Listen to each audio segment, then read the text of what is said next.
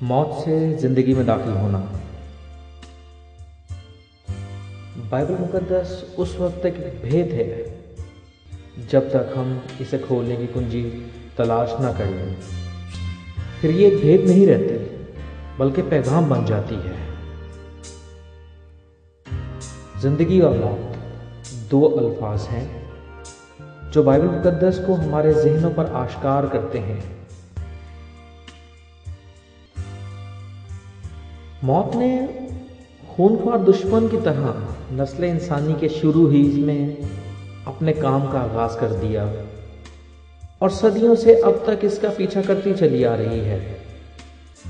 मौत ना तो तख्लीक़ कायनात का और ना ही खुदा के असल मंसूबे का हिस्सा थी। जिस्मानी मौत खुदा और इंसान की दुश्मन है। बाइबल मुकद्दस पहले करंथियों 15 बाब उसकी 26 आयत में फरमाती है कि जिस्मानी मौत वो आखिरी दुश्मन है जिसे पांव तले किया जाएगा। ताहम इससे पेशतर कि हम मौत की नौयत को समझ सकें, हमें इंसान की फितरत जानना जरूर है। इंसान एक जिस्मानी मखलूक नहीं है, इंसान एक रूह है। बेशक इंसान एक रूह है जिसमें जान पाई जाती है और जो बदन में सुकूनत करती है। पहला करंथियों 5 बाब उसकी 23 आयत के मुताबिक जब यीशु ने निकोदेमस को बताया कि तुझे नए सिरे से पैदा होना जरूर है, यूहन्ना 3 बाब उसकी 7 आयत के मुताबिक, तो निकोदेमस ने जिस्मानी तौर पर सोचते हुए कहा, आदमी जब बूढ़ा हो गया तो क्यों कर पैदा हो सकता है? क्या वो दोबारा अपनी मां के पेट में दाखिल हो फिर पैदा हो सकता है? यीशु ने उसकी वजाहत करते हुए कहा, जो जिस्म से पैदा हुआ है जिस्म है और जो रूह से पैदा हुआ है रूह है। यूहन्ना 3 बाब उसकी 4 से 6 आयत के मुताबिक। नई पैदाइश इंसानी रूह की दूसरी पैदाइश है, हकीकी इंसानी रूह है। रूह जान इंसान की अक्ल, जज्बात और मर्जी के काम करती है और जान जिस्म बदन के जरिए काम करते हैं। अब इंसान जो एक रूह है और उसकी जान बदन में सुकूनत करती है, जिस्मानी मौत के वक्त जान बदन को छोड़कर अपने अब्दी मकान में सुकूनत इख्तियार कर लेती है। जिंदगी और मौत की तशरीह के लिए मसीह ने लूका की अंजील 16 बाब उसकी 19 से 24 आयत में अमीर आदमी और लाजर का तजर्बा बयान किया है। लूका की अंजील 16 बाब उसकी 19 आयत के मुताबिक एक दौलतमंद था जो अर्गवानी और महीन कपड़े पहनता था और हर रोज खुशी मनाता और शान और शौकत से रहता था। 20 आयत के मुताबिक और लाजर नाम का एक गरीब नासूर से भरा हुआ उसके दरवाजे पर डाला गया था। 21 आयत कहती है, इसे आरज़ू थी कि दौलतमंद की मेज से गिरे हुए टुकड़ों से अपना पेट भरे, बल्कि कुत्ते भी आकर उसके नासूर चाटते थे। 22 आयत में लिखा है, और ऐसा हुआ कि वो गरीब मर गया जिस्मानी तौर पर, और फरिश्तों ने उसे ले जाकर इब्राहिम की गोद में पहुंचा दिया। गौर करें, फरिश्ते उसे लेकर गए, उसके बदन को नहीं बल्कि उसकी रूह और जान को इब्राहिम की गोद में लेकर गए, और दौलतमंद भी मुआ और दफन हुआ।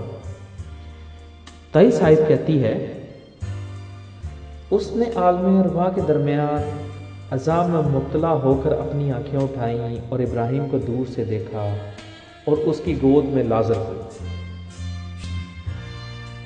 24 आयत में हम देखते हैं, और उसने पुकार कर कहा, आए बाप इब्राहिम, मुझ पर रहम कर कि लाजर को भेज कि अपनी उंगली का सिरा पानी में भिगोकर मेरी जुबान तर करे, क्योंकि मैं आग में तड़पता हूं।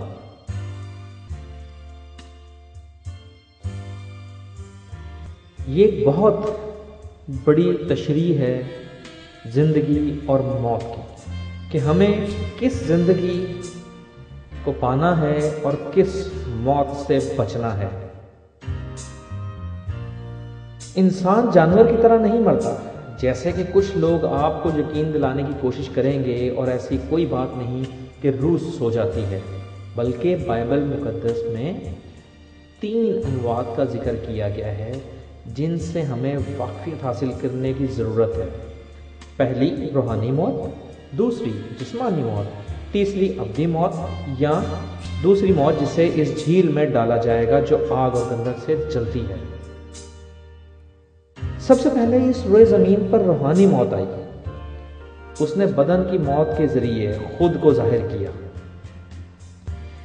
جسمانی موت شریعت کا اظہار ہے جو باطن میں کام کرتی ہے، جسے پالوس نے گناہ اور موت کی شریعت کہا، رومیو 8 باب اس کی 2 آیت۔ جب خدا نے آدم سے کہا جس روز تو نے اس میں سے کھایا تو مرا، پیدائش 2 باب اس کی 17 آیت، خدا نے جسمانی موت کی طرف اشارہ نہیں کیا بلکہ روحانی موت کی طرف اشارہ کیا۔ اگر انسان روحانی طور پر نہ مرتا تو وہ کبھی جسمانی طور پر بھی نہیں مر سکتا تھا۔ روحانی موت کا مطلب ہے خدا سے جدائی۔ جس لمحے آدم نے گناہ کیا اسی لمحے وہ خدا سے جدا ہو گیا، یہ روحانی موت ہے۔ اب انسان ابلیس کے ساتھ ایک ہو چکا تھا، وہ بے یار و مددگار، بے شر باغ عدن سے نکالا جا چکا تھا، اور اس کے پاس خدا تک پہنچنے کی کوئی قانونی بنیاد نہیں تھی۔ وہ مزید خدا کی بلاہٹ کا جواب نہیں دیتا تھا، وہ صرف اپنی گناہ آلودہ فطرت یا نئے مالک ابلیس کی طرف متوجہ ہوتا تھا۔ انسان روحانی طور پر ابلیس کا فرزند بن چکا تھا اور اپنے باپ کی فطرت میں شامل ہو گیا تھا۔ انسان خدا کی حضوری میں کھڑا نہیں ہو سکتا، اس لیے کہ اس کے اندر اس کے باپ یعنی ابلیس کی فطرت پائی جاتی ہے۔ اس کے نجات حاصل کرنے کی ایک ہی صورت تھی کہ کوئی شخص اس کے گناہوں کی قیمت ادا کرتا اور کسی کے وسیلے اس کو نئی فطرت دی جاتی۔ آپ ایک گھوڑا خچر لے کر اسے ریس میں دوڑنے والا گھوڑا بنانے کی کوشش کر سکتے ہیں، یہ بات ایک مثال کے طور پر ہے۔ آپ اس کے دانت رگڑ سکتے ہیں، اس کے کھور چمکا سکتے ہیں، آپ اسے بہترین خوراک بھی دے سکتے ہیں، اسے ہر روز اعلیٰ تربیت بھی دے سکتے ہیں، اور اسے اعلی شان استبل میں بھی رکھ سکتے ہیں، لیکن دوڑ کے دن بندوق چلنے کی آواز کے ساتھ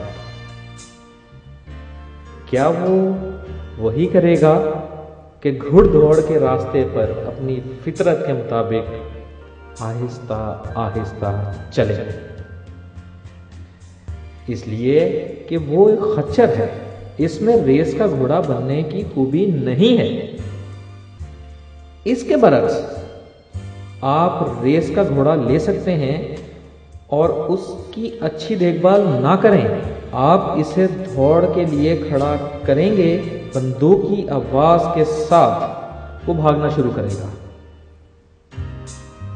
یہ بات اس کی فطرت میں شامل ہے۔ گھوڑے کو دوڑنے کے لیے پیدا کیا گیا ہے، اسے اس کی فطرت کا حصہ بنایا گیا ہے۔ اسی طرح بوڑھا خچر کو ریس کا گھوڑا بننے کے لیے اسے ریس کے گھوڑے کی طرح طور پر نئی پیدائش حاصل کرنی ہوگی، جو کہ ایک ناممکن بات ہے۔ اس بات سے کچھ فرق نہیں پڑتا کہ ایک شخص کس قدر تعلیم یافتہ ہے، اس کے نام کے ساتھ کتنی ڈگریاں لکھی ہیں، وہ کتنا امیر ہے، وہ کتنا اچھا سماجی کارکن ہے، نہ اس بات سے کچھ فرق پڑتا ہے کہ وہ کس قدر امیر ہے۔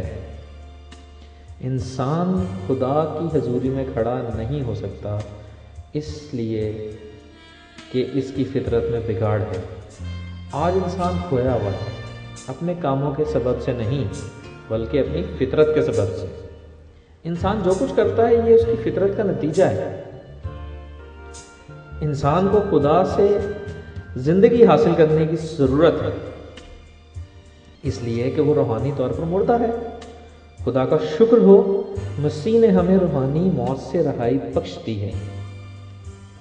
یوحنا 5 باب اس کی 26 آیت کے مطابق ہمیں روحانی موت سے رہائی بخش دی گئی ہے، کیونکہ جس طرح باپ اپنے آپ میں زندگی رکھتا ہے اسی طرح اس نے بیٹے کو بھی یہ بخشا ہے کہ اپنے آپ میں زندگی رکھے۔ یسوع ہمیں روحانی موت سے چھڑانے آیا۔ آدم کو خدا کا کلام رد کرنے کے باعث زندگی کے درخت سے دور کر دیا گیا۔ مکاشفہ 2 باب اس کی 7 آیت کے مطابق اب وہ تمام لوگ جو خدا کے کلام پر عمل کرتے ہیں زندگی کے درخت کے پاس آنے کا اختیار پائیں گے۔ نئی پیدائش ایک سلسلہ وار عمل نہیں ہے، یہ فوراً واقعہ ہوتی ہے۔ افسیوں 2 باب اس کی 1 آیت میں لکھا ہے کہ جب تم اپنے قصوروں اور گناہوں کے سبب سے مردہ ہی تھے، روحانی موت کے تابع تھے، تو اس نے ہم کو زندہ کیا، کیونکہ تم کو ایمان کے وسیلے فضل ہی سے نجات ملی ہے، اور یہ تمہاری طرف سے نہیں، خدا کی بخشش ہے، اور نہ اعمال کے سبب سے ہے تاکہ کوئی فخر نہ کرے۔ کیا آپ روحانی موت سے روحانی زندگی میں داخل ہوئے ہیں؟ کیا خدا آپ کا باپ ہے؟ کیا آپ آسمان کی طرف نظر اٹھا کر خدا کو باپ کہہ سکتے ہیں؟ کیا اس کی روح آپ کی روح کے ساتھ مل کر گواہی دے سکتی ہے کہ آپ خدا کے فرزند ہیں؟ کیا روح القدس آپ کی روح کے ساتھ مل کر خدا کو ابا یعنی باپ کہہ کر پکارتا ہے؟ اگر آپ نئے سرے سے پیدا ہوئے ہیں تو خدا کو باپ کہنا شروع کریں۔ اگر آپ نئے سرے سے پیدا نہیں ہوئے تو آج ہی مسیح کو اپنا نجات دہندہ قبول کریں۔ رومیو 8 باب اس کی 14 سے 16 آیت۔ اس لیے کہ جتنے خدا کے روح کی ہدایت سے چلتے ہیں وہی خدا کے بیٹے ہیں۔ 15 آیت کے مطابق کیونکہ تم کو غلامی کی روح نہیں ملی جس سے پھر ڈر پیدا ہو، بلکہ لے پالک ہونے کی روح ملی ہے جس سے ہم ابا یعنی اے باپ کہہ کر پکارتے ہیں۔ 16 آیت کے مطابق روح خود ہماری روح کے ساتھ مل کر گواہی دیتا ہے کہ ہم خدا کے فرزند ہیں۔ دعا کریں کہ ہم اپنے ایمان میں مضبوط رہیں اور مسیح باپ کو ہمیشہ اپنا نجات دہندہ قبول کریں۔ ہمیں دعاؤں میں یاد رکھیں۔ خداوند آپ کو برکت دے۔ آمین۔